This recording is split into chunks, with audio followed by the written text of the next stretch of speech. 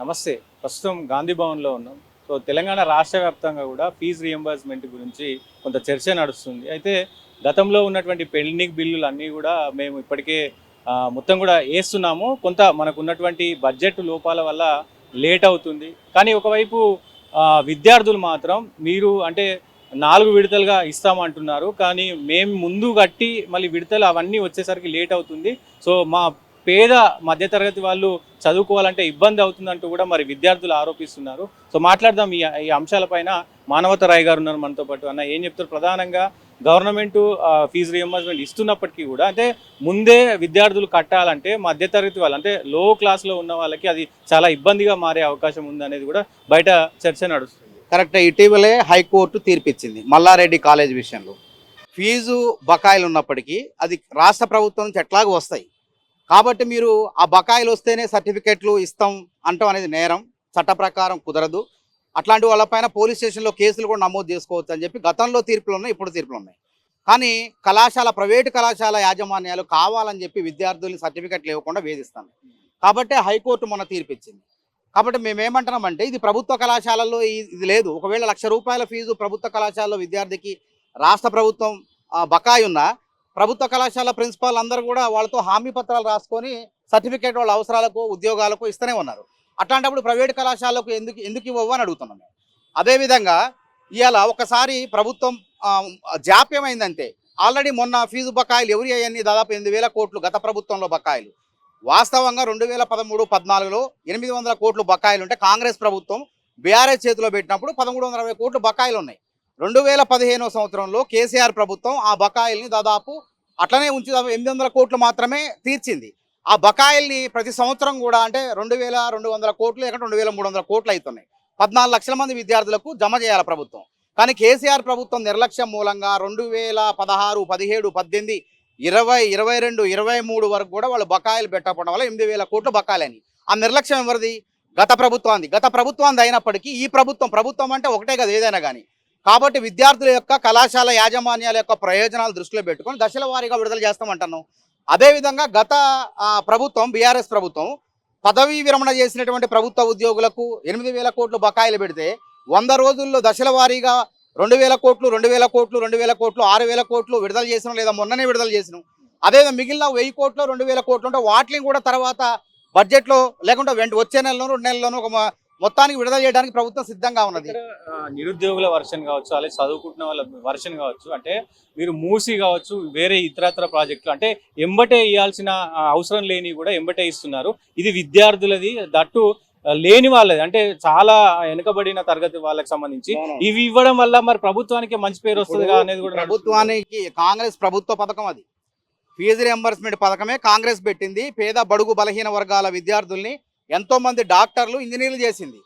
కాకపోతే ఆ ఇంజనీర్లు చేసే ప్రక్రియలో గత ప్రభుత్వం బీఆర్ఎస్ ప్రభుత్వం అలసత్వం మూలంగా నిధులు విడుదల చేయకపోవడం మూలంగా బకాయిలు పెరిగిపోయినాయి.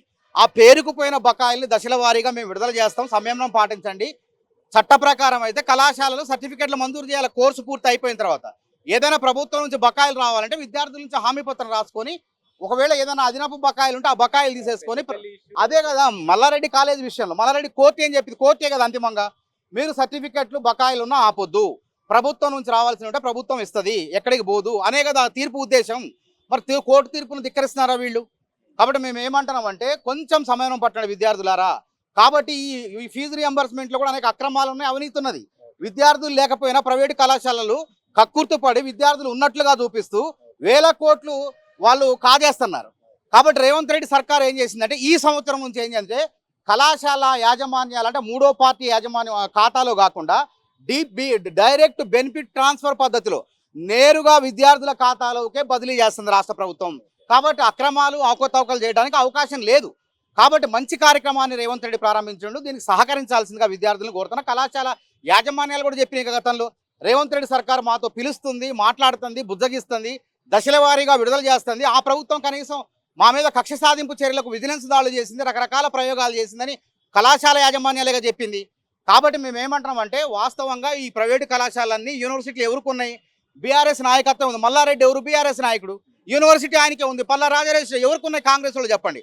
దాదాపు ఈ రాష్ట్రంలో 100%లో 98-99% కాలేజీలు బీఆర్ఎస్ బీజేపీ నాయకులకే ఉన్నాయి. అంటే దేనికోసం మీరు కళాశాల పెట్టింది? సొసైటీల పేరు మీద కళాశాల నడుపుతున్నారు సంస్థలు స్థాపించి. అంటే ఏంది? సేవాభావం, మేము సేవ చేస్తాం విద్యార్థులకు అన్నారు, వ్యాపారం కాదు. కానీ వీళ్ళు ఏం చేస్తున్నారు? సేవ మర్చిపోయి వ్యాపారం చేస్తున్నారు. ఒక పక్క ప్రభుత్వం నుంచి బకాయిలు రాకుండా ఎట్టి పరిస్థితుల్లో బకాయిలు వస్తాయి. కొంచెం జాప్యం జరుగుతుంది, దశల వారీగా ఇస్తామన్నప్పుడు తర్వాత విద్యార్థుల సర్టిఫికెట్లు ఎందుకు నిలుపుదల చేయాలా? మరి ప్రభుత్వ కళాశాలల్లో కూడా ప్రిన్సిపాల్ ఎందుకు ఇస్తున్నారు వాళ్ళకి సర్టిఫికెట్లు?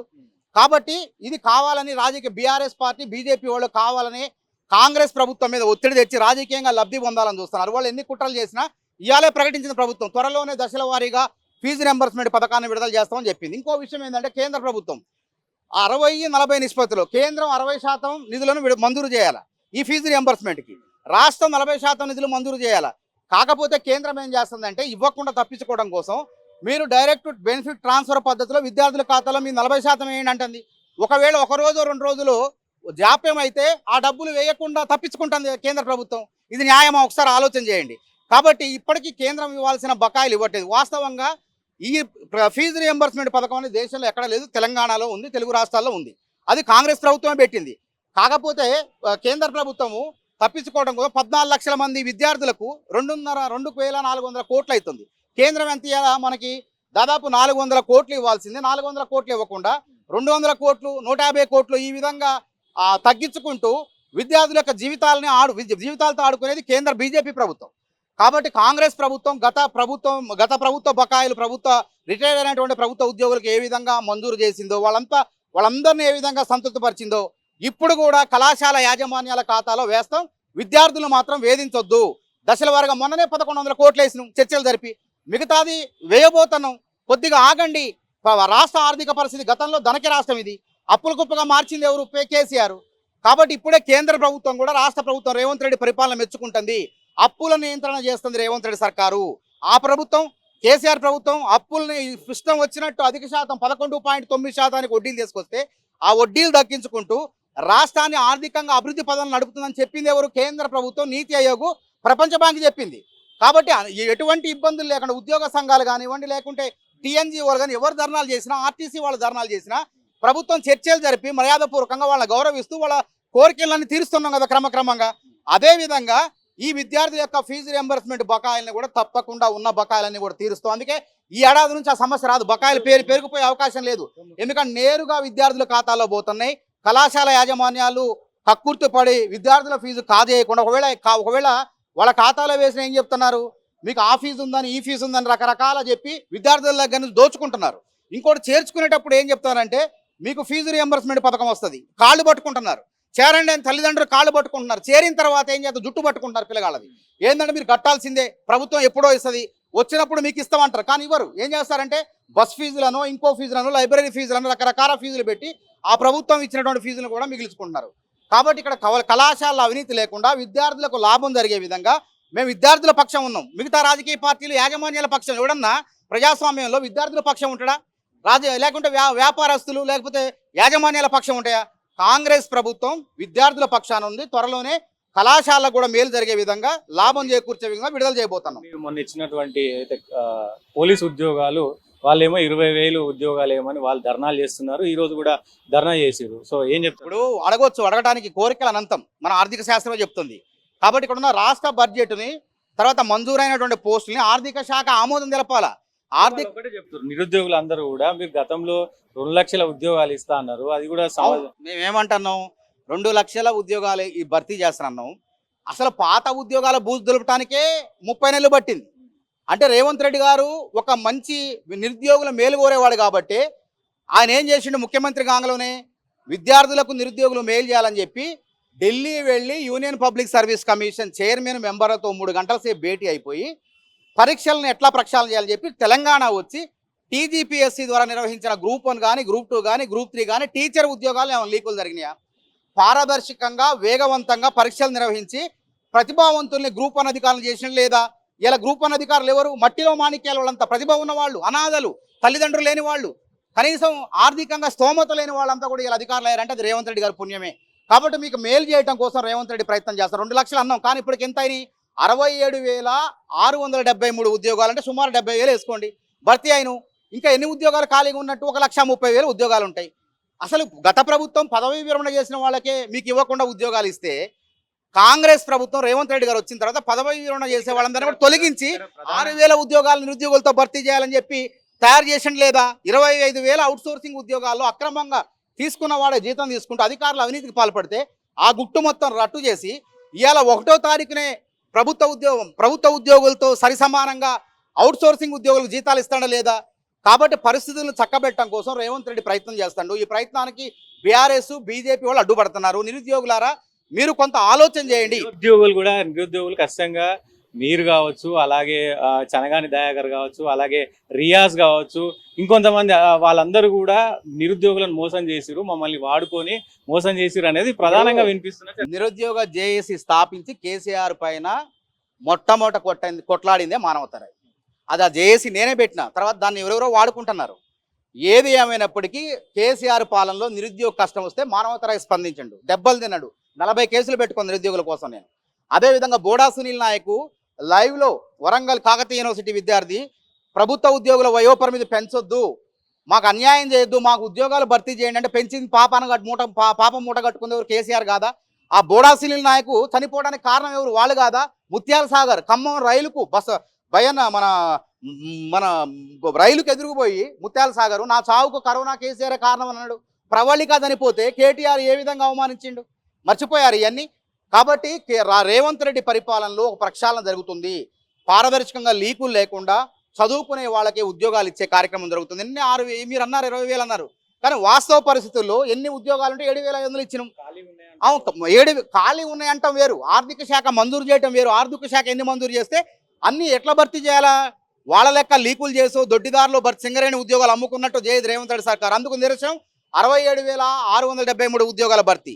అంటే నోటిఫికేషన్లు ఇవ్వటం గొప్ప కాదు, నోటిఫికేషన్లు ఇచ్చి ఆ పరీక్షలు పెట్టి లీకులు లేకుండా నియామక పత్రాలు ఎవరైతే చేతిలో పెడతారో, నిరుద్యోగ చేతిలో పెడతారో వాళ్ళే మొనగాళ్ళు మొగోళ్ళు, ఆయనే రేవంత్ రెడ్డి. అర్థం చేసుకోండి. అదేవిధంగా మరి అట్లాంటి మా ఉద్యోగాలను ఎట్లా అంటారు మీరు? అంటే అప్పులు ఏమో మాయి, మీరు చేసిన అప్పులు మాయి, మీరు నోటిఫికేషన్లు ఇచ్చి భర్తీ చేయకుండా మేము పక్కగా భర్తీ చేసి నిరుద్యోగుల చేతులు నియామకాలు పెడితే మీ అంటారు. సిగ్గుంది ఏమన్నా దీనికి? అంటే అట్లాంటి వాస్తవంగా 2014 తెలంగాణ ఉద్యమం వచ్చినప్పుడు కిరణ్ కుమార్ రెడ్డి ఏం చేసిండంటే 70,000 ఉద్యోగాల నోటిఫికేషన్ ఇచ్చిండు. మరి 70,000 ఉద్యోగాల నోటిఫికేషన్ ఇస్తే కాంగ్రెస్ ప్రభుత్వ ఉద్యోగాలేగాయి. మీరు ఏమన్నారు? అప్పుడు అధికారంలో లేరు, మీరు ప్రతిపక్షంలో ఉన్నారు, బీఆర్ఎస్ వాళ్ళు. కోదండరామ్ సార్ కూడా అన్నాడు, ఏమన్నాడు? మా ప్రభుత్వంలో, తెలంగాణ ప్రభుత్వంలో మేము భర్తీ చేసుకుంటాం అంటే కాంగ్రెస్ ప్రభుత్వం కూడా నిలుపుదల చేసింది. మరి ఇప్పుడు ఆ ఉద్యోగాలు మాయందామా? మీరు అవి కూడా భర్తీ చేయలే కదా. వాస్తవంగా సిఆర్ బిస్వాల్ కమిషన్ అని వేతన సవరణ సంఘం 2021లో ఒక నివేదిక ఇచ్చింది. ఏమని ఇచ్చిందంటే ఈ రాష్ట్రంలో 1,91,129 ఉద్యోగాలు ఖాళీగా ఉన్నాయి అన్నది.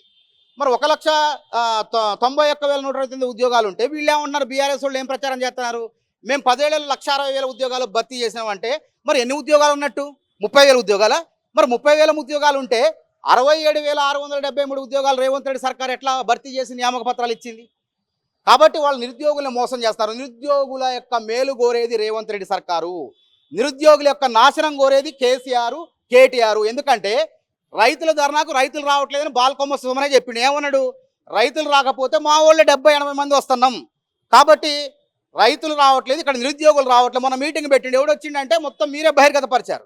ఎవరిని ముక్కు పచ్చలారిన ఇంటర్మీడియట్ పిల్లవాళ్ళని పిలిచి నిరుద్యోగులు అంటారా? వాళ్ళకి దరఖాస్తు చేసుకోవడానికి అర్హతే లేదు వాళ్ళకి. అంటే ఆ ముసుగులో నిరుద్యోగులను తీసుకొచ్చేసి ఆ ముసుగులో చెప్పి రకరకాల రాజకీయ లబ్ధి కోసం వాడుకుంటున్నారు. కొంతమంది కృత్రిమ నిరుద్యోగులు, వాళ్ళు ఏ ఉద్యోగానికి సాధించలే, వాళ్ళకి పనికిరారు అసలు. ఏ ఉద్యోగం గ్రూప్ 1 ప్రిలిమ్స్ రాయకుండా, ప్రిలిమ్సే పాస్ కాలేదు, గ్రూప్ 1 మెయిన్స్ గురించి మాట్లాడతారు వాళ్ళు.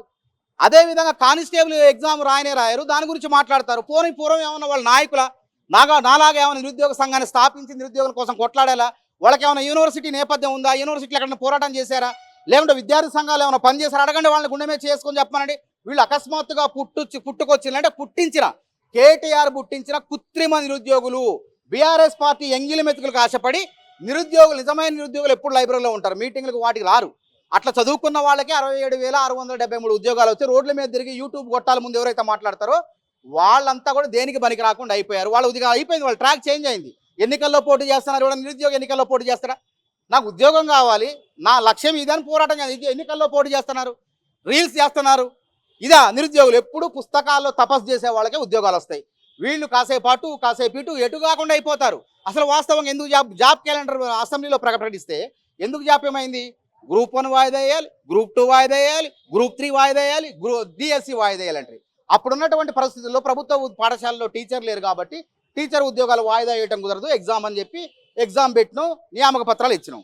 మరి గ్రూప్ 1 వాయిదా వేస్తే గ్రూప్ 2 వాయిదా, మరి సంవత్సరం పోయింది. ఈ లోపు ఏమైంది, వర్గీకరణ రిజల్ట్ వచ్చింది, జడ్జిమెంట్ వచ్చింది. వాళ్ళు ఈ నోటిఫికేషన్ నుంచి అమలు చేయాలని మందకృష్ణ వీళ్ళంతా అడిగే. కాబట్టి ఆ నోటిఫికేషన్తో కుదరదు, వచ్చే నోటిఫికేషన్ ద్వారా అమలు చేస్తామని వర్గీకరణ అమలు చేసినటువంటి రాష్ట్రం తొలి ముఖ్యమంత్రి రేవంత్ రెడ్డి గారు. ఇంకెక్కడ మీకు అన్యాయం జరుగుతుంది? మీరు అనవసరంగా బీఆర్ఎస్ పార్టీ ఇతర పార్టీలు రాజకీయ ఉచ్చులో పడకండి. కొంతమంది కృత్రిమ నిరుద్యోగులు రాజకీయ ప్రయోజనాలు ఉన్నాయి, కొంతమంది ఏది ఎన్టీఆర్ విగ్రహాన్ని తగలబెట్టినోడు నిరుద్యోగి, ఎన్టీఆర్ విగ్రహాన్ని సంచలనం కోసం ఎన్టీఆర్ విగ్రహాన్ని నిప్పుబెట్టి జైలుకు పోయించినాడు వాడు నిరుద్యోగి. వాడి ఉద్దేశం ఏంది? వాడు కోచింగ్ సెంటర్ ఉంది, వాడి కోచింగ్ సెంటర్ ఉంది. అంతేకాకుండా ఎమ్మెల్సీగా పోటీ చేయాలి, ఎమ్మెల్సీ కావాలంటే ఎమ్మెల్సీ కావడం కోసం ఎన్ని దారుణాలని చేస్తారు. ఇట్లాంటి వాళ్ళ మాట నమ్మకండి. ఇంకోటి, నిరుద్యోగికి మేలు చేయాలని మేము అనుకుంటున్నాం. నిరుద్యోగి నాశనం అయితే ఆ గోతికాన్నక్కల్లా ఆడ కూర్చొని కండవా కప్పి, బీఆర్ఎస్ కండవా కప్పి రాజకీయం చేస్తూ రాజకీయం లబ్ధి పొందాలనుకుంది వాళ్ళు. కాబట్టి ఇట్లాంటి నిరుద్యోగుల ద్రోహుల్ని మీరు నమ్మకండి, నిరుద్యోగులకు మేలు చేసే రేవంత్ రెడ్డి నమ్మండి అని చెప్తాను.